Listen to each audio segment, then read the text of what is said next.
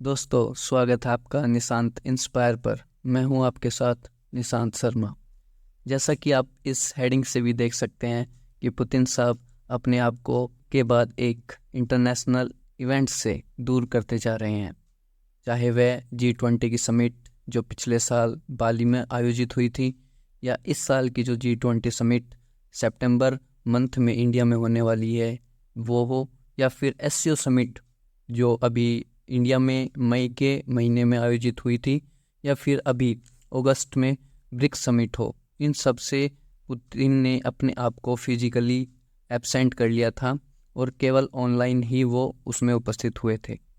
तो आज के इस सेशन में जानेंगे कि कैसे पुतिन अपने आप को इंटरनेशनल जो ऑर्गेनाइजेशन है उनसे दूर करते जा रहे हैं, और भारत में संपन्न होने वाली G20 समिट में बुलाने पर भी अगर पुतिन प्रेजेंस नहीं होते हैं फिजिकली, तो क्या ये भारत की एक डिप्लोमेटिक हार होगी, या फिर हम इसको एक तरीके से ऐसे ले सकते हैं कि पुतिन भले ही उसमें प्रेजेंस ना हो, लेकिन वो अपनी प्रेजेंस ऑनलाइन माध्यम से हमें देंगे।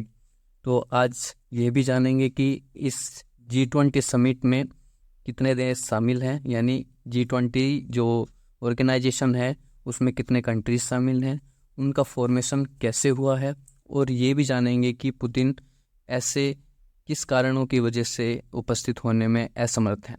तो आइए देखते हैं एक के बाद एक, और पहले हम न्यूज़ पे बात करते हैं।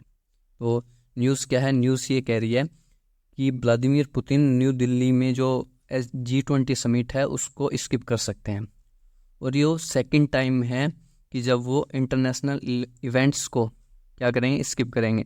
इससे पहले उन्होंने क्या स्किप किया था? जो ब्रिक्स समिट्स थी उसको इन्होंने स्किप किया था।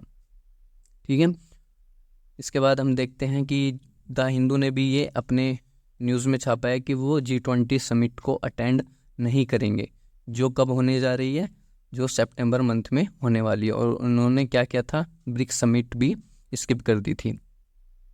इसके साथ रॉयटर्स ने भी ये कहा है कि पुतिन नहीं आ सकते हैं इन पर्सन, यानी वे फिजिकली प्रेजेंस नहीं हो सकते हैं। तो इस कारणों के बारे में भी बात करेंगे कि वे जो इंडिया में G20 समिट है उसमें क्यों शामिल नहीं हुए, या फिर ब्रिक्स समिट जो साउथ अफ्रीका में संपन्न हुई थी उसमें भी क्यों शामिल नहीं हुए थे। आप देख सकते हैं कि जो व्लादिमीर पुतिन है वो G20 मीटिंग को पार्टिसिपेट नहीं करेंगे, ये कहना है जो वहाँ के प्रेस सेक्रेटरी हैं दिमित्री पेस्कोव, उन्होंने रशियन मीडिया को ये इन्फॉर्म किया है। G20 समिट होने जा रही है, वो होने जा रही है सितंबर 9 और 10 को। कहाँ पर? न्यू दिल्ली में। ठीक है, इसके बाद हम देखते हैं कि क्यों नहीं आना चाह रहे, मतलब क्या कारण है कि पुतिन हर इवेंट को स्किप कर रहे हैं। तो सबसे पहले बात करें तो जो वहाँ पे यूक्रेन में मिलिट्री ऑपरेशन पुतिन ने चला रखा है वो एक वजह हो सकती है, और दूसरा ये हो सकती है कि जो इंटरनेशनल क्रिमिनल कोर्ट है यानी ICC, उन्होंने पुतिन के खिलाफ अरेस्ट वारंट जारी किया हुआ है, जिसके कारण जो ICC के सिग्नेटरी कंट्रीज़ हैं वो अगर पुतिन उन कंट्रीज़ में जाते हैं तो उनको पुतिन को गिरफ्तार करना ही होगा। इसी वजह से शायद उन्होंने जो 15 ब्रिक्स समिट्स थी वो स्किप किया है, क्योंकि साउथ अफ्रीका ICC का मेंबर है, तो इसलिए शायद पुतिन वहाँ पे फिजिकली प्रेजेंस नहीं हुए थे। ठीक है, अब हम एक के बाद एक बात करेंगे। तो क्या ये सेकंड टाइम है कि G20 समिट उन्होंने स्किप किया है? इससे पहले उन्होंने बाली में भी की थी और अब इंडिया में भी करने जा रहे हैं, और इसके साथ साथ ये 4 टाइम्स है जब वो किसी बड़े इंटरनेशनल ऑर्गेनाइजेशन को फिजिकली अटेंड नहीं करेंगे। कारण क्या हो सकता है कि जो मिलिट्री ऑपरेशन यूक्रेन में किया था उसके बाद उन्होंने ये सारी समिट स्किप की हैं।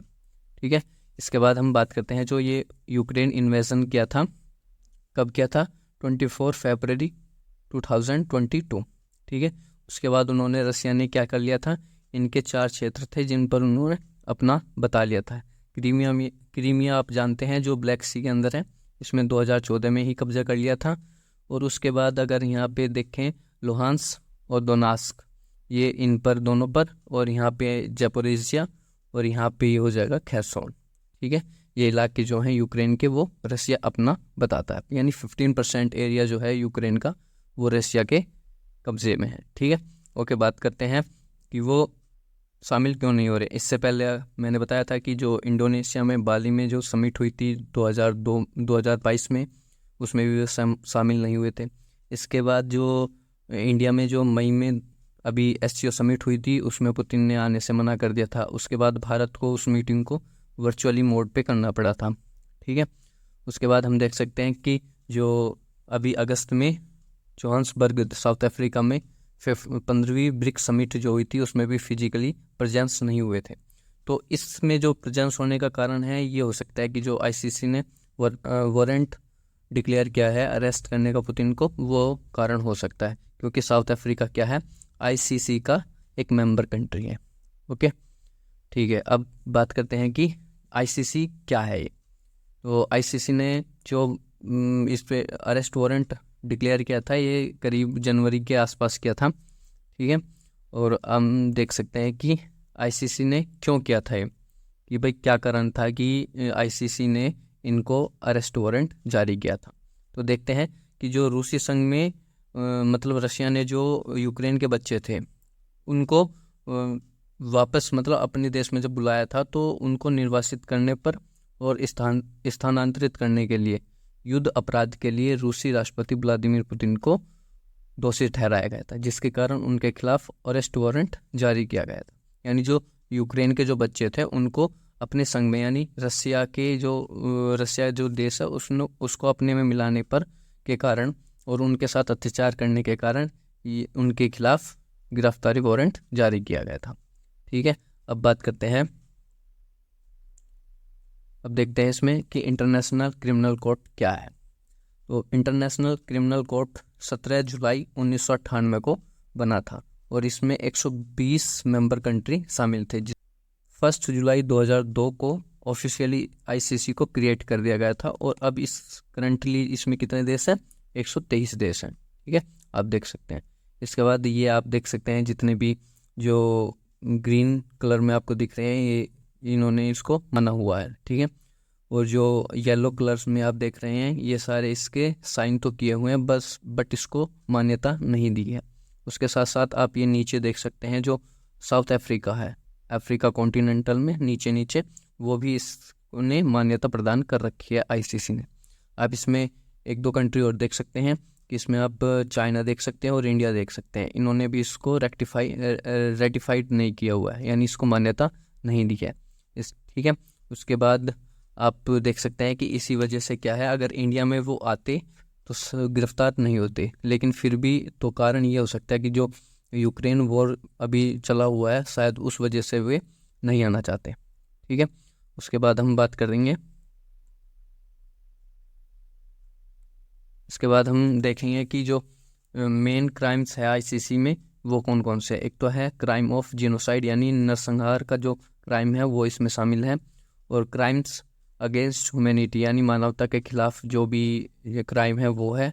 एक वार क्राइम है, यानी युद्ध अपराध है, और क्राइम ऑफ एग्रेशन, मतलब अपनी क्षमता दूसरे पर थोपने के लिए जो क्राइम है वो भी इसमें शामिल है। ठीक है, अब हम G20 कंट्रीज़ के बारे में जानेंगे कि G20 कंट्रीज़ क्या होती हैं। उनकी समिट इस साल भारत में है, तो ट्रायो का जानेंगे इसमें क्या होता है। ठीक है, तो अब देख सकते हैं कि जो G20 समिट है वो 9 और 10 सितंबर को न्यू दिल्ली में आयोजित होगी। ठीक है, न्यू दिल्ली में। उसके बाद जो भारत है, इसका G20 समिट करने का पहली बार इसका सदस्य बन रहा है, यानी पहली बार होस्ट कर रहा है G20 की समिट। और ये जो समिट है, ये 18वीं समिट है G20 मेंबर्स की, जो इंडिया में आयोजित हो रही है इस साल। ठीक है, आप देख सकते हैं कि जो इस साल की जो G20 समिट है, उसका जो थीम है वो क्या है, 1 अर्थ 1 family and 1 future. G20 countries सारी की सारी। ठीक है, बात करेंगे कि G20 कंट्रीज़ क्या है, G7 कंट्रीज़ क्या है, G8 कंट्रीज़ क्या है। ठीक है, आप ये PM का देख सकते हैं कि 1 अर्थ 1 फैमिली अवर फ्यूचर। ठीक है, 1 फ्यूचर। ठीक है, G20 की ये थीम है। ओके, अब देखते हैं G20 कब बनाया गया था। तो 1999 में इसको बनाया गया था। क्यों बनाया गया था? कि उस समय जो ईस्ट एशिया है, पूर्वी जो एशिया है और जो साउथ ईस्ट एशिया है, उसमें क्या आया था, फाइनेंशियल क्राइसिस आया था, जिसके कारण इसका निर्माण किया गया था। जो G20 में 20 जो देश हैं और 19 देश हैं और एक जो यूरोपियन यूनियन हो गया, ये शामिल है। तो ये क्या करते हैं, G20 कंट्रीज़ फॉर्मेशन करते हैं इनका। तो इनमें पॉपुलेशन कितनी है, इनमें है 60% पॉपुलेशन है, और टोटल GDP जो ये शेयर करते हैं 80% करते हैं पूरे वर्ल्ड के, और ट्रेड जो इनसे होके जाता है वो 75% ट्रेड होता है। ठीक है, आप देख सकते हैं कि G7 कंट्रीज़ ये हैं, जिनमें है Canada, France, Germany, Italy, Japan, UK और USA। ठीक है, G8 क्या हो जाएगा, अगर रसिया को इसमें शामिल कर लिया जाता है तो G8 हो जाता है। उसके बाद G20 इन सबको, यानी G8 के साथ साथ ये कंट्रीज जिसमें अर्जेंटीना, ऑस्ट्रेलिया, ब्राज़ील, चाइना, और एक हो गई European union, India, Indonesia, Mexico, Saudi Arabia, south Africa, south Korea और टर्की। ठीक है, ये सारे देश G20 के शामिल हैं।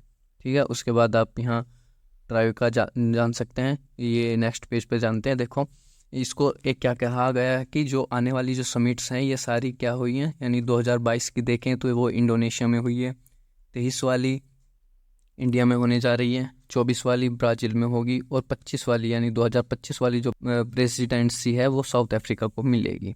यानी इसको एरा ऑफ ग्लोबल साउथ कह रहे हैं। यानी ग्लोबल साउथ कौन सा होगा, जो थोड़ा सा डेवलपिंग कंट्रीज़ हैं।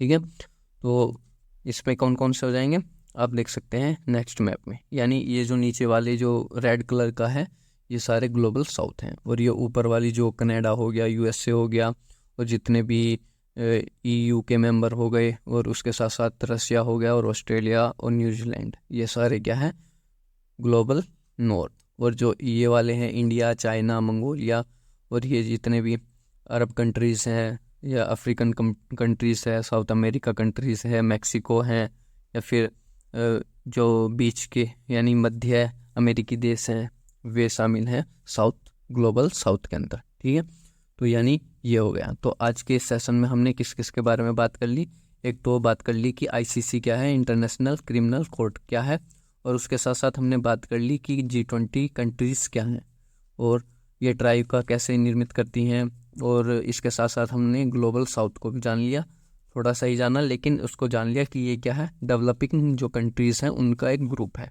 ठीक है, और ग्लोबल नॉर्थ कौन सा हो गया, जो डेवलप्ड कंट्री हो चुकी हैं। ठीक है, तो आज के इस सेशन में बस इतना ही। आशा करता हूँ कि आपको ये सेशन बहुत अच्छा लगा होगा। तो अगर अच्छा लगा है तो एक लाइक तो बनता है, और इस सेशन को आप शेयर करें, कमेंट करें और सब्सक्राइब करें। ठीक है, थैंक यू।